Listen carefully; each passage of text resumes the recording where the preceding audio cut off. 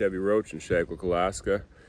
You might have seen me on Life Below Zero Next Generation. We'll be featured in the Life Below Zero original this year. Our family lives out here, live off the land, deal with a lot of meat and different things like that. And I've gotten a lot of questions over the years of how do we make jerky, or what we call dry meat. So I thought I'd make a YouTube video on how to do that for people.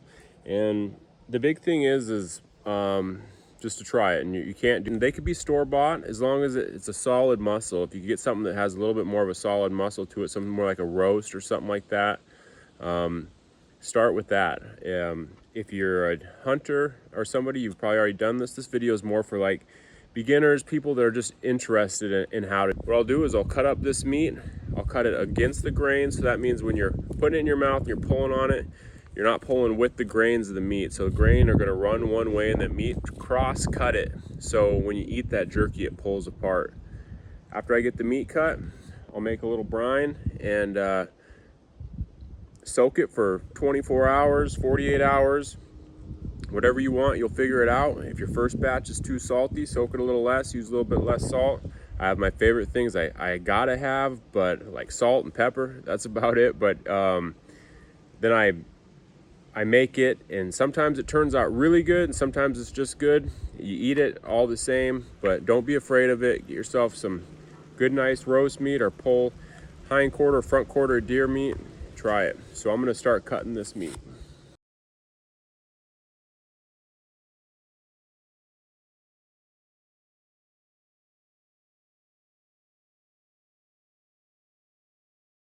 Chunk of that meat cut up.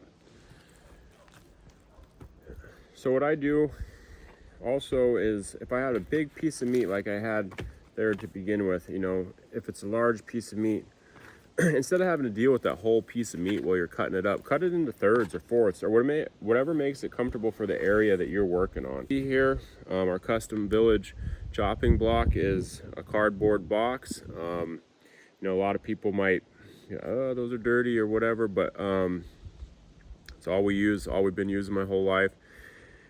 It's disposable, it's easy, it's big. You lay it out, the mess stays on the cardboard box. When you're done with it, you roll it all up, shove it in your trash can, and it's out of your sight. You don't have to, not a lot less cleanup. So anything that I have left over that is too small to cut, or it's just like a little beat up from taking it off the bone or something like that, I just throw that in a pile over there. That'll be soup meat for later, or you could grind it into burger. But if you just have another little stack off the side, that's good meat, but it's hard to cut for jerky. So here's that meat cut. There's no perfect thickness. If you have a meat slicer, you can get that perfect thickness for it. I don't have a meat slicer. I've always just used a knife. But I'd say this is anywhere from 1/8 of an inch to 1/4, and it'll be totally dry to be able to keep them out and be preserved period of time. So if they have a little bit of thickness to them and they might be a little bit soft, they're edible, they're good to eat, but you need to eat them right away or freeze them and pull them out. It's still good meat. Or you can just dehydrate them, put them in your oven, put them on your smoker, however you choose to dry these. Just dry the thicker pieces, you kind of monitor it and you pull it off as you go. Stuff that gets done, it's dry all the way through, pull it off, check on it again, and as your thicker meat gets done, then you could start pulling it off. For the reason that I think that salt and just sitting in the water kind of helps tenderize the meat a little bit. It makes it a little softer when it is dry. So that's why I go with the wet brine. This brine right here I did measure my water this time, just because I knew I'd be talking to people that want to know. I did 2.5 quarts of water in there, and I'll put a pretty liberal amount of salt in there,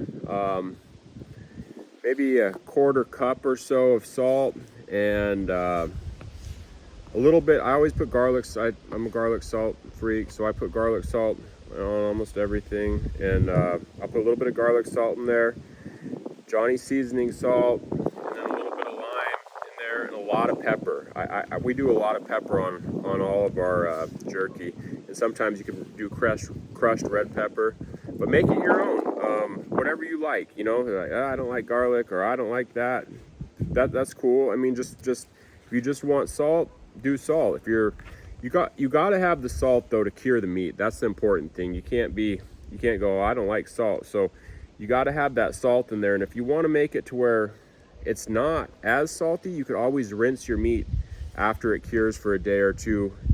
Give it a rinse in fresh water a couple times, and that'll pull some of that salt out of there. But the salt is really what helps preserve that meat and make it to where it lasts and doesn't rot on you and stuff. So use whatever you like though. That's the fun thing about jerky, and everybody has their own little taste. Some people like spicy, some people like sweet. Make it however you like it. I'll add my seasoning now.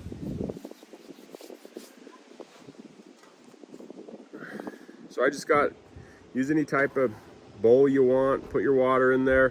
This isn't vinegar, this isn't an acid, so it's not like pickling where you don't want to use a metal bowl. Metal bowls I think are fine.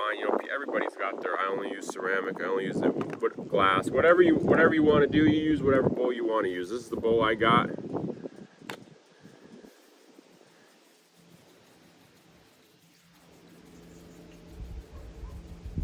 So maybe that's not quite a quarter cup. Maybe that's more like an eighth a cup of salt. And you could go with warm water if you want to help dissolve everything.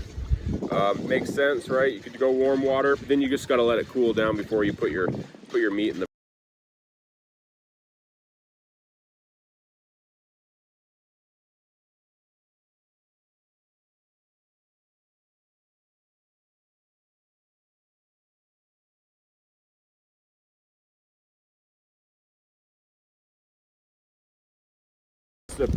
Just a pinch. I got some brown sugar. This is actually, what did I grab? This is dark brown sugar. Who cares? Putting it in. Not too particular. Just a pinch. Doesn't have to be too much. And if you're like totally anti-sugar, I don't do sugar, which is cool.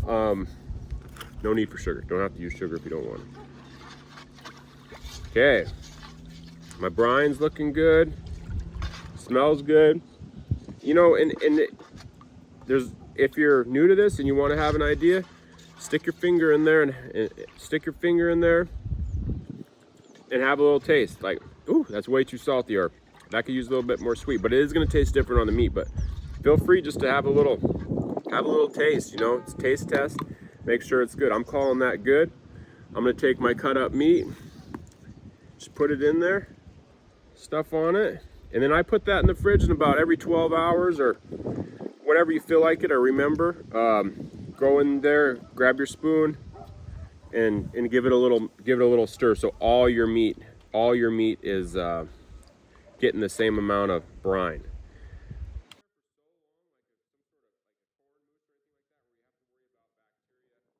A little bit of a mess is if you don't have a place to hang this, to let it drip. If you're somewhere where you don't have a smokehouse or you don't have an outdoor place, you want to do this in your apartment or somewhere where you don't have it, it is going to be wet. So water's going to drip everywhere. So what you can do, it's a little bit more time consuming, is you can take this off and you can actually just like pat dry it with paper towel. You can squeeze it out with your hands.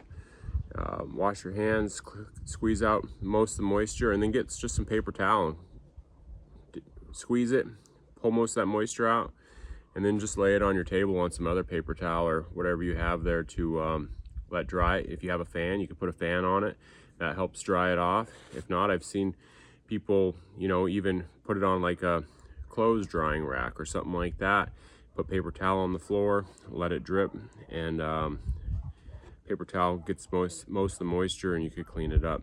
And if you don't want to, if you're not able to hang it and put smoke on it somewhere, you could also something you could add to this is liquid smoke. Just a little bit of liquid smoke, and it gives you that little bit of smoke flavor. Right now, I'm going to go into our smokehouse and hang this meat.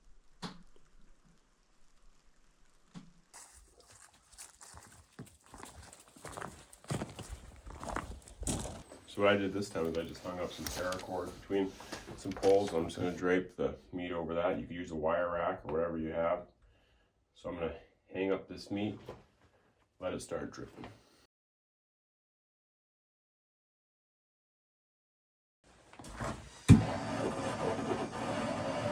Go for a while. Build up some coal, and then keep adding wood to it.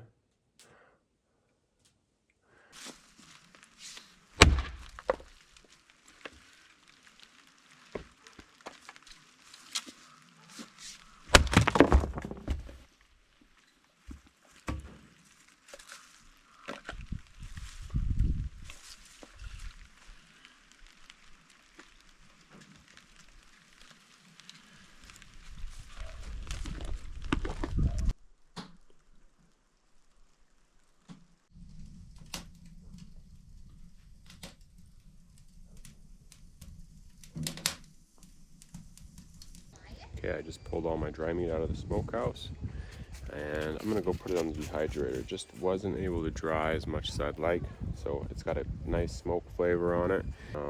And Santa, she grew up doing it where they would just finish it even in an oven. So if you just, that's all you have, set the oven to 160, or if you have like a smoker or a Traeger or a Pit Boss or something like that, you know, you can turn it down to 160, does the exact same thing. It's a good way to finish your dry meat. Just about done.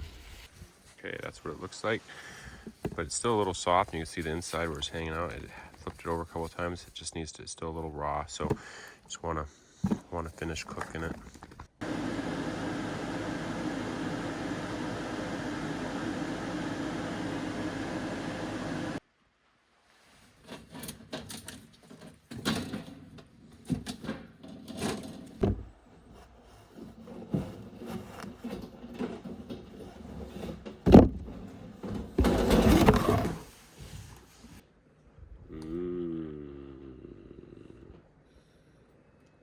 Yeah, is that good?